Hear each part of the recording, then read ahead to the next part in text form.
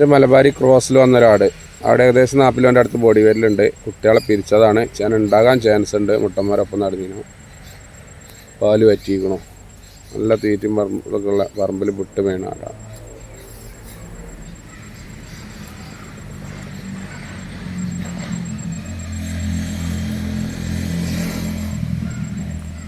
ആണ് പിടിച്ചാ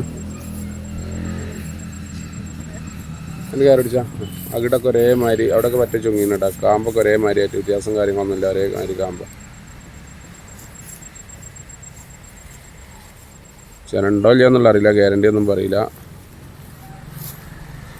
അപ്പോൾ അവിടെ മുട്ടന്മാരെ വിട്ടിട്ട് മുട്ടന്മാർ ഒഴിഞ്ഞ് പോവാണ്.